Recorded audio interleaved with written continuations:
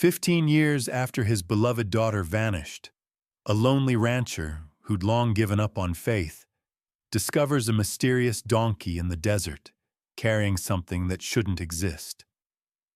His entire world is about to shift. The wind came like it always did in Redstone Valley, dry, full of dust, and whispering things a man was better off not hearing. Emery Tate pulled his hat lower against the sun, the leather cracked and sweat-stained from years of wear. His gelding moved slow, cautious, picking across brittle ground littered with thorn brush and sun-bleached rock. 3 days now he'd been out here tracking down 3 damn cows that didn't want to be found. 3 days alone with his thoughts.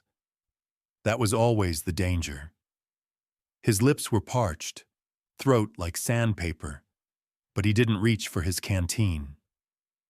Truth was, the cattle weren't the reason he was out here. Hadn't been since yesterday. He just couldn't stomach the stillness of the ranch anymore. Not since the date came back around. 15 years ago this week, Lila vanished without a sound. Just 6 years old, blonde hair like her mother's, big blue eyes, and a laugh that made the world feel less cruel. One moment she'd been playing in the yard with her carved wooden animals, the next, she was gone. No ransom, no footprints, no sign of a struggle. Just gone. He never said goodbye that morning. That was the part that bit the hardest. His horse came to an abrupt stop, ears twitching. Emery straightened in the saddle and squinted ahead. Something sat on the far edge of a dried creek bed, unmoving under the hazy shimmer of heat. He clicked his tongue and nudged the gelding forward. At first glance, it looked like a pile of rags or an old stump, but as he drew closer, the shape took form. A donkey, tied to a mesquite tree, small, gray, and caked in dust, but not emaciated. Its coat, though weathered, was brushed, and its hooves were recently trimmed. Somebody had left it here, intentionally. He swung down from the saddle and approached slow. The donkey lifted its head and watched him with eyes that looked too calm for an animal stranded in the desert. Its demeanor wasn't fearful. If anything, it seemed expectant. "Where'd you come from, partner?" Emery muttered. A leather saddlebag hung from its side, faded but sturdy, the stitching clean and deliberate. He loosened the strap and opened the flap. The air inside smelled faintly of oiled cloth and dust. Nestled neatly at the bottom was a bundle wrapped in canvas. Emery's heart knocked once against his ribs. He unwrapped it carefully, revealing a piece of paper, folded but not crumpled, not old. His fingertips tingled as he opened it. The drawing hit him like a bullet to the chest. A simple image, done in charcoal. A donkey under a tree, ears too long, tail swishing in stiff lines. The proportions were all wrong. The tree looked like a lollipop. The clouds were just squiggles. But Emery knew the style. He'd seen it 100 times on kitchen napkins and fence posts. Lila's style, her exact hand. He sank onto a rock without realizing it. His breath caught halfway up his throat. He stared at the image as if it might dissolve under scrutiny. But the lines held. The image stayed. Real. And then, as if the world hadn't already tilted sideways, he reached back into the saddlebag and felt something small and hard. He pulled it free. A button, round, sky blue, with white painted flowers. His hands began to tremble. He knew this button. Had sewn it twice himself onto the front of Lila's favorite denim dress, the one she'd been wearing when she disappeared. She used to twirl in that dress, spinning until she got dizzy and collapsed in the grass, giggling. Emery closed his fist tight around the button and stood abruptly. The donkey flinched, but didn't run. A low rumble echoed across the desert floor. He looked to the western horizon. Storm clouds, black and rising fast. Thunderstorms moved like wolves out here, quiet until they were right on top of you. He untied the donkey's rope and looped it around his gelding's saddle horn. "We need shelter," he muttered, half to the animals, half to himself. A mile south, tucked into the side of a rocky hill, stood an old prospector's shack he hadn't visited in years. It wasn't much: 4 leaning walls, a tin roof, and a door that didn't shut right. But it beat dying in a lightning strike.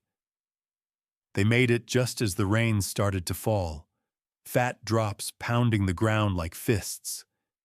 Inside, it smelled like mold and old wood. A rusted cot sat in the corner beside a broken stove. Dust coated everything, but it was dry.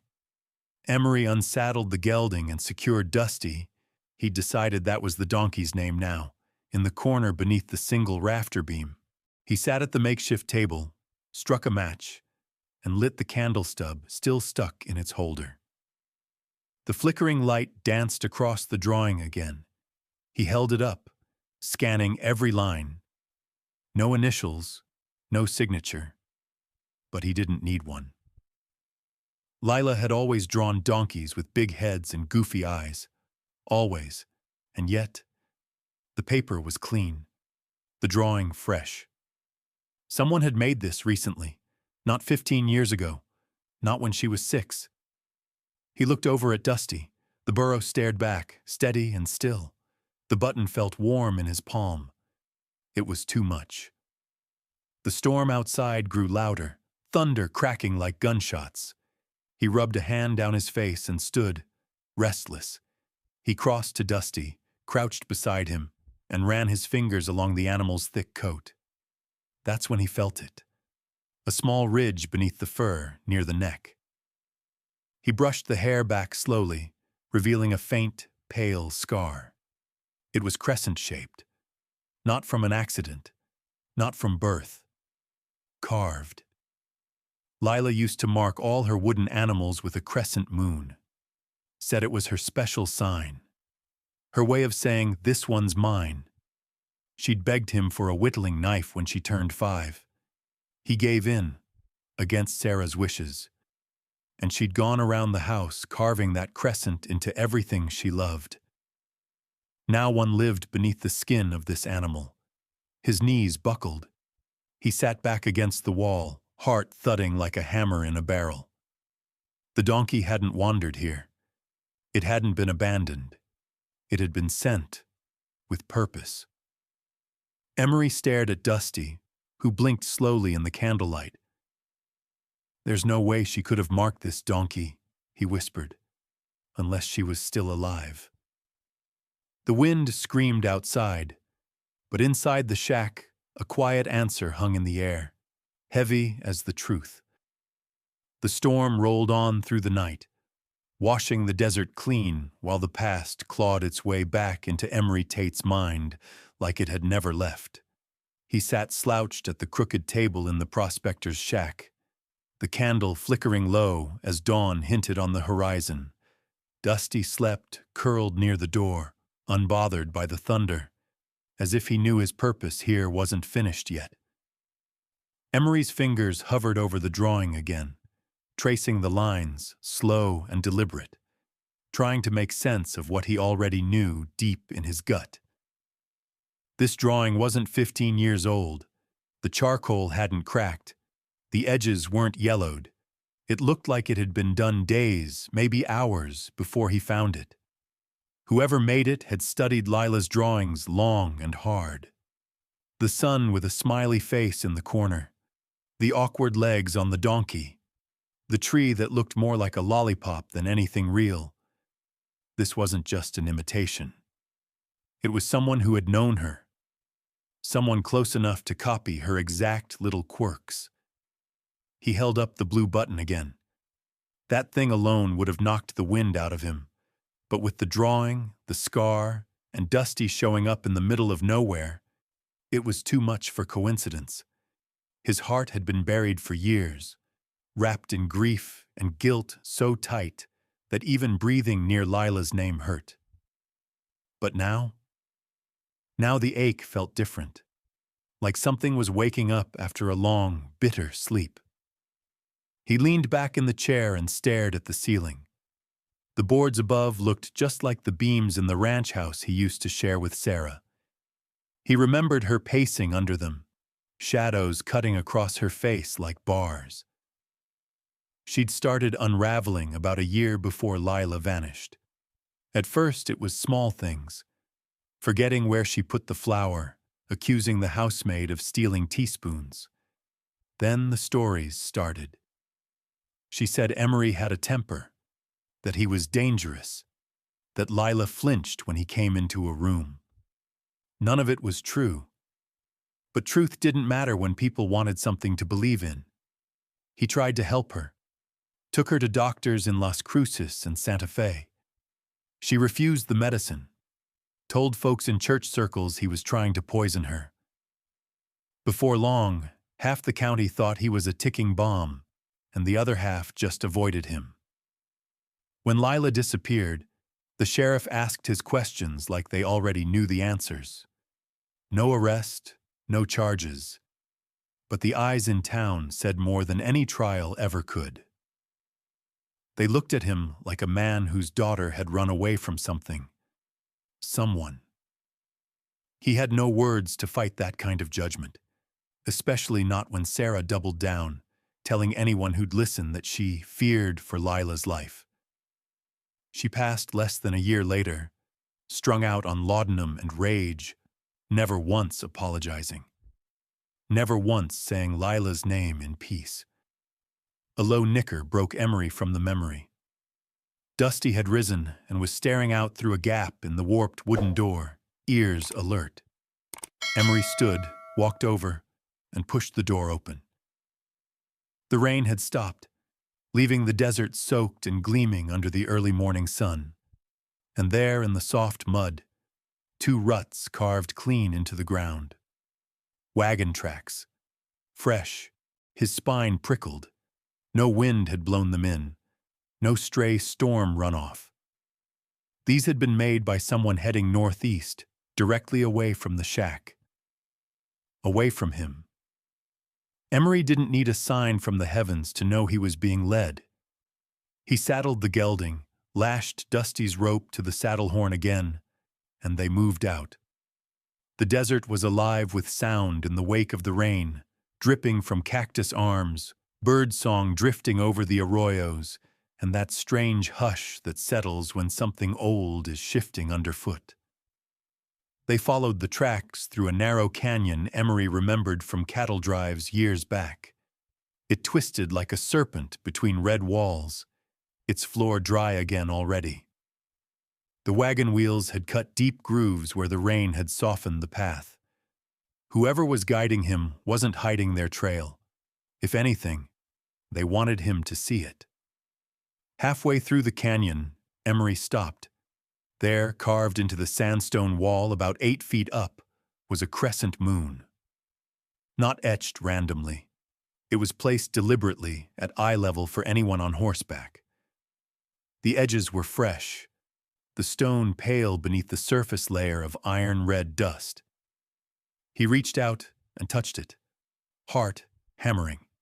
Same shape as the scar on Dusty's neck. Same angle as Lila's marks. It was a signal, a breadcrumb, a message for him, and him alone. He turned in the saddle and looked at Dusty. The burro had stopped the moment he did and was staring at the crescent like it meant something to him, too. Emery swallowed hard, throat dry despite the rain-washed air. Someone knew about the crescent mark. Someone who understood what it meant to him.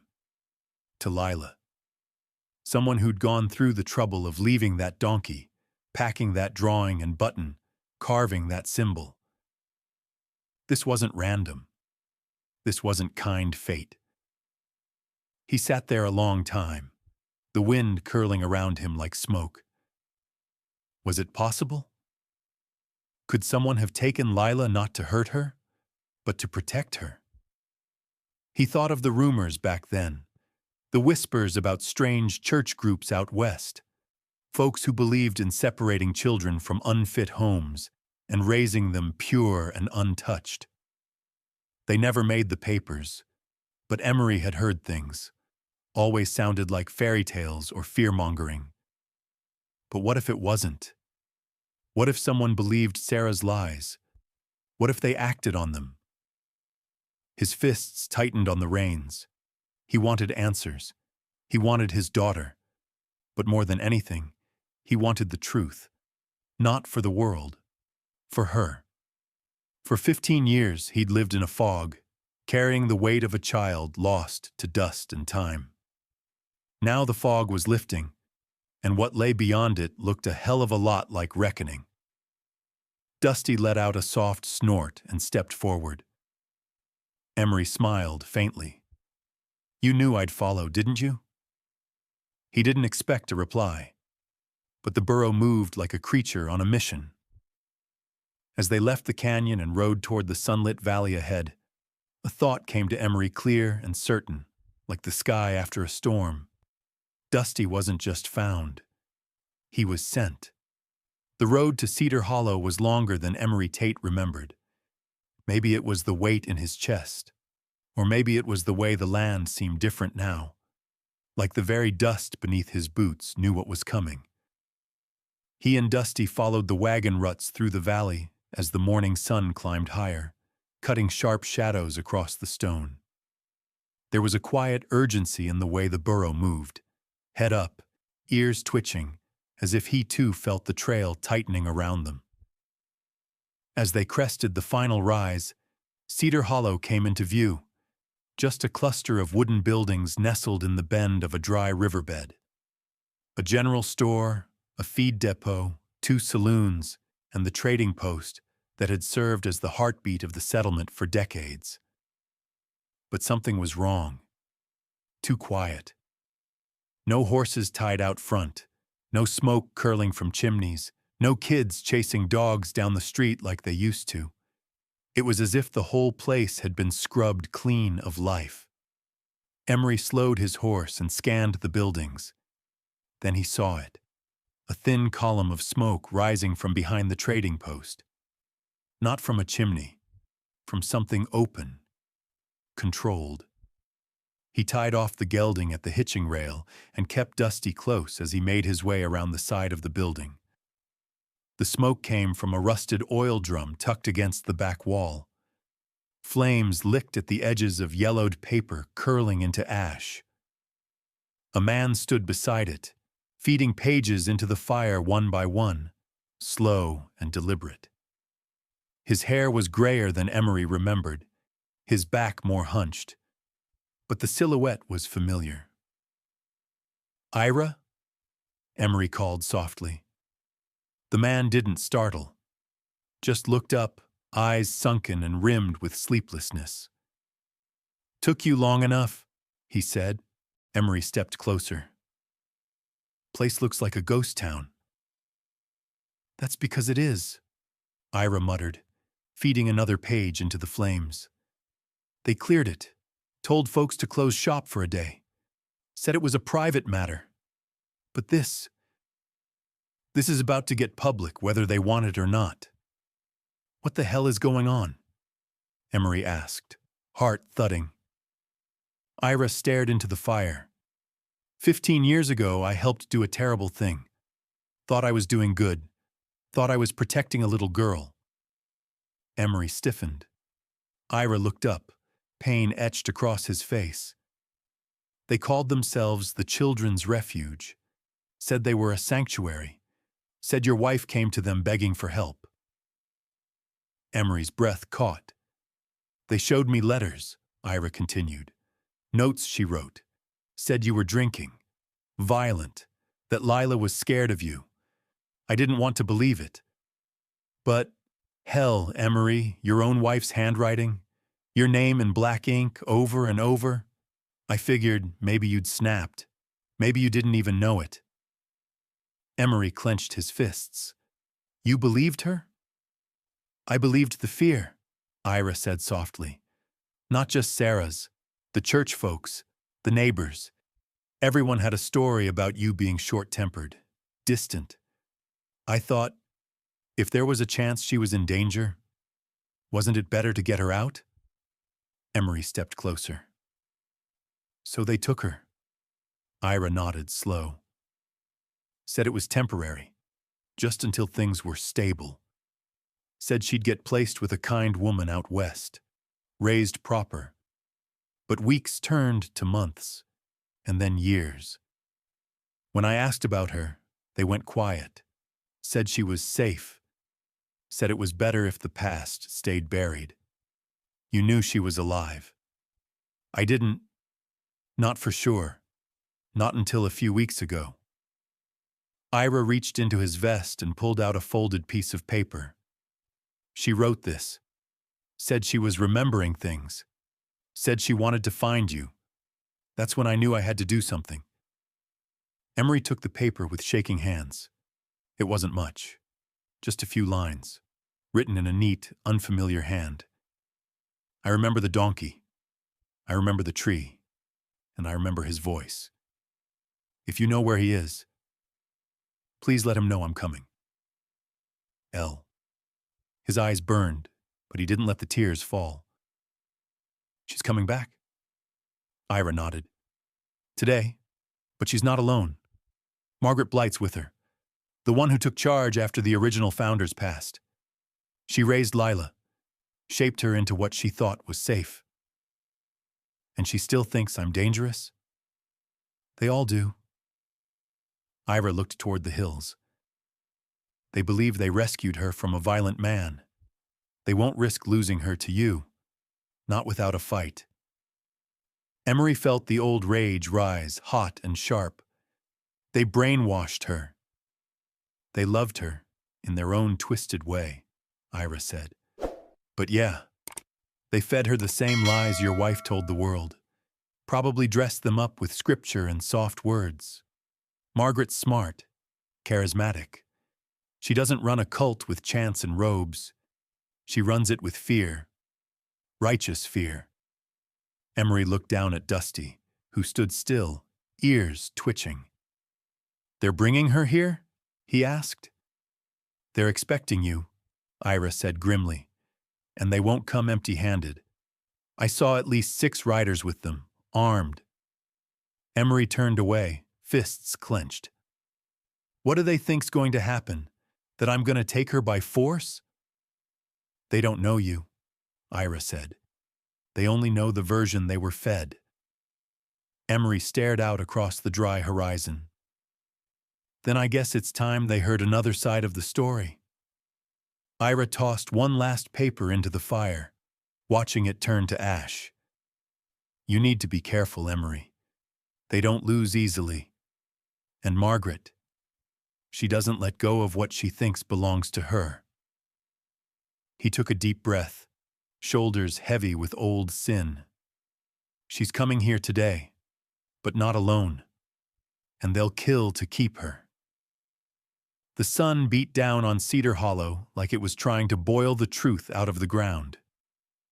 Emery Tate stood in the dust outside the trading post, his shadow stretching long across the empty street. Dusty stood beside him, calm as ever, the lead rope looped loosely through Emery's fingers. Nearby, Ira McClendon leaned against the porch post, like a man waiting for a reckoning he knew he couldn't stop. Emery didn't have a gun on him, but he wasn't unarmed. He had the button in his pocket, the drawing in his coat, and the truth burning like iron in his chest. For 15 years, he'd carried silence like a badge. Now it was time to speak. They came just after noon, 3 wagons rolling into town like a funeral procession. Riders flanked them, 6 in total, their faces hidden under broad hats and tinted goggles, rifles across their laps. The dust they kicked up settled slow, like ash. From the first wagon stepped a woman in black. Clean lines, no nonsense.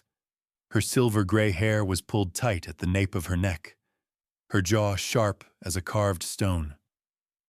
She didn't look like a zealot. She looked like a banker, or a teacher who could make you cry with just your name. Margaret Blight. Behind her, from the covered interior of the second wagon, came a young woman, Lila. Emery felt the ground tilt. She was tall now, no longer the 6-year-old he remembered. Her hair was longer, tucked behind her ears, and her face, his God, her face, was his and Sarah's blended in some perfect equation of loss and grace. But her eyes, those weren't the eyes of a girl coming home. They were guarded, flat, the kind of eyes that had been trained to expect harm. She stepped cautiously, her movements precise, almost rehearsed. She didn't look around. She looked straight at him and didn't smile. Margaret raised a hand, and her riders stopped behind her like dogs at heel. "Mr. Tate," she called, her voice strong and composed. "I'm told you've been asking questions, that you stirred up old wounds." Emery didn't move. "You brought my daughter back. That's the only thing that matters." "She's not your daughter," Margaret replied, cold as slate. "Not anymore. She is Ruth now. She's been ours for 15 years. We raised her, protected her. You stole her. We saved her." Emery's voice dropped. "From what? A bedtime story and a dog-eared picture book?" Margaret stepped forward. "From a violent home. From a man her mother begged us to protect her from."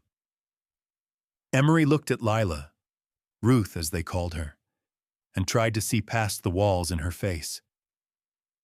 "Is that what they told you?" She didn't answer. Her lips were tight, her hands clutched around a cloth satchel, but something flickered across her face. A tremble, maybe. A hesitation. Emery reached into his coat pocket and pulled out the button.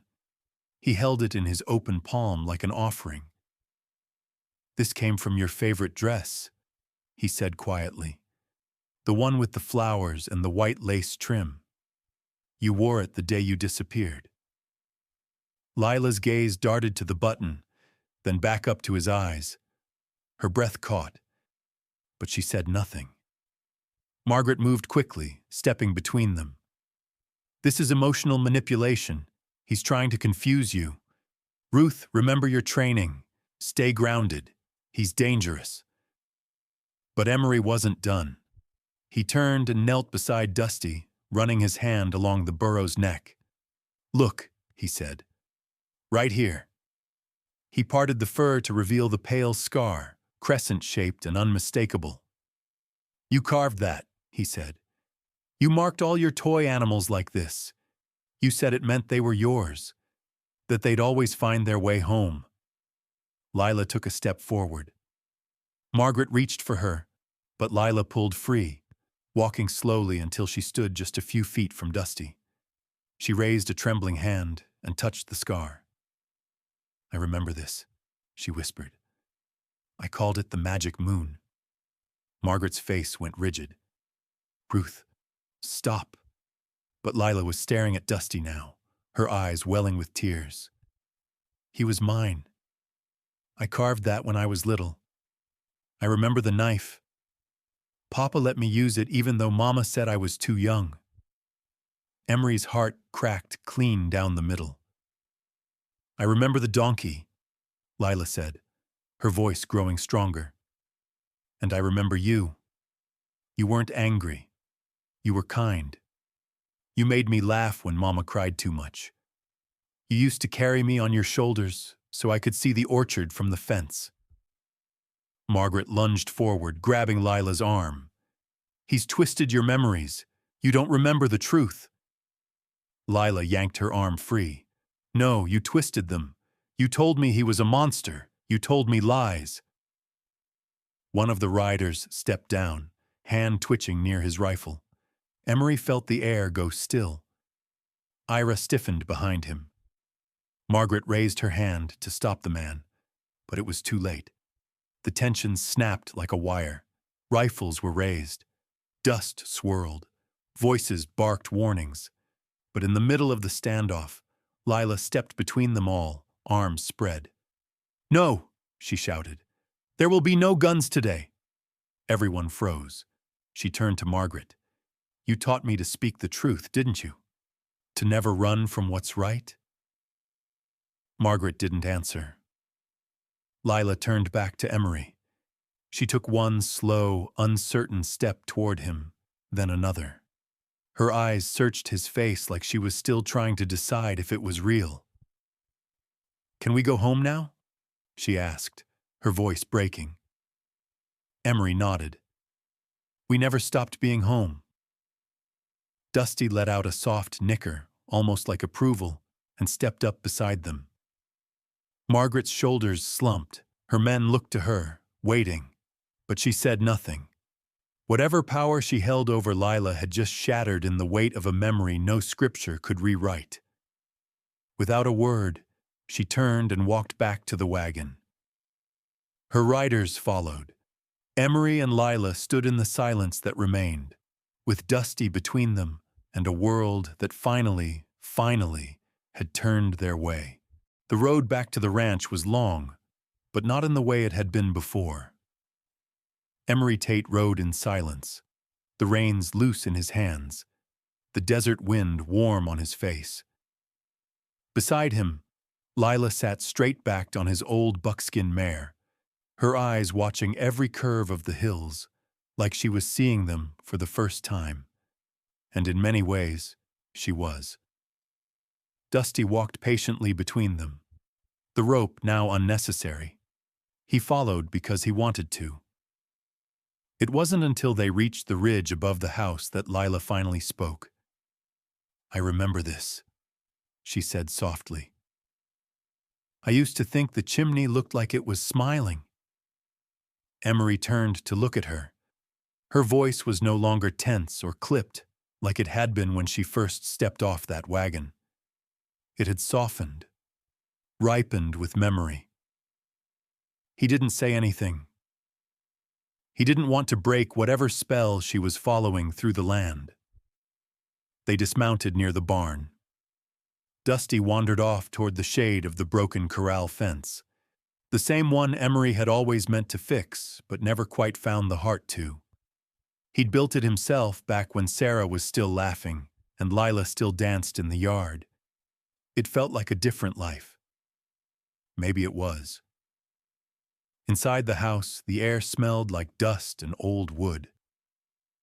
Lila hesitated in the doorway, her fingers brushing the frame like a blind woman reading history. Then she stepped in. Nothing had changed. The same crooked bookshelf, the same worn rug, the same painting of the arroyo her mother had bought at a church fundraiser. Her gaze stopped at the mantel above the fireplace. Emery had placed the drawing there, Lila's drawing, the donkey under the tree. He hadn't known why exactly, only that it belonged where it could be seen. She walked toward it and stared a long while. "I made this last month," she said. Emery blinked. "You did?" She nodded. "I'd been dreaming about the tree for years. I didn't know it was real. I thought it was just something my mind invented to comfort me. But when I started asking questions, Margaret let me draw, said it might help me process the unrest." She gave a small, dry laugh. "I copied it from memory. I didn't know what it meant. Not until Dusty showed up." They sat at the kitchen table after that, and Lila talked. She told him how the children's refuge had fed her soft-spoken lies, wrapped in scripture and safety. How questions were discouraged. How doubt was seen as sin. But she'd always wondered. She remembered a voice singing while she painted fence posts. She remembered someone teaching her how to braid rope. A laugh that sounded like thunder chasing off monsters. It had taken her years to realize that her memories didn't match the stories they told. That the monster they described had never existed, except in their fear. Dusty, she said, was the turning point. When she saw the scar, something cracked. The past she'd been taught started to slip. She didn't tell them, she just started watching, waiting. And when Ira sent the letter, she knew. Emery listened without interrupting. He'd missed 100,000 words over 15 years. He wasn't going to waste the ones she was finally giving him now. The next morning, he rebuilt the corral. Not because he needed to, but because it felt right. Lila helped. They didn't talk much, just worked, side by side, the way folks do when things are beginning to mend. Dusty stood nearby the whole time like he was supervising, or maybe just enjoying the company. That afternoon, Emery rode into town alone. The streets of Cedar Hollow had returned to normal, but people watched him differently now. Cautious, respectful, maybe even a little ashamed. He stopped at the church. The preacher was an old man now, same silver cross on his chest, same rigid posture that once condemned Emery with nothing more than a nod. Emery didn't go inside. He didn't need to. He left a small wooden box on the church steps. Inside was the blue button and a note written in his own hand. The truth doesn't stay buried. Then he turned and rode home. That evening, he and Lila dug a hole in the hard-packed earth beside the house. The soil fought them, but they didn't stop. When they finished, Lila placed the young cottonwood into the ground, her hands gentle. They packed the dirt around it, and Emery poured the first canteen of water over the roots. "It'll grow wide," he said. "Give good shade someday." "Like the one Dusty was tied to," she whispered. He looked at her, and something deep in his chest finally gave way. He didn't cry, but he let go. As the sun dipped below the mesa, they sat on the porch steps, the tree behind them, the house before them, and Dusty lying between. He still didn't know if he believed in God, but he knew someone, or something, had heard his prayers after all. What a ride, wasn't it? Emery Tate's story is a testament to the fact that even in the most desolate places, hope can find a way home. This tale is packed with mystery, suspense, and a whole lot of heart. What was the most surprising moment for you? Did you predict how it would all unfold? Let us know in the comments. And don't forget to like this video and hit that subscribe button so you don't miss our next deep dive into the hidden corners of history. Thank you for watching and for being a part of our storytelling family.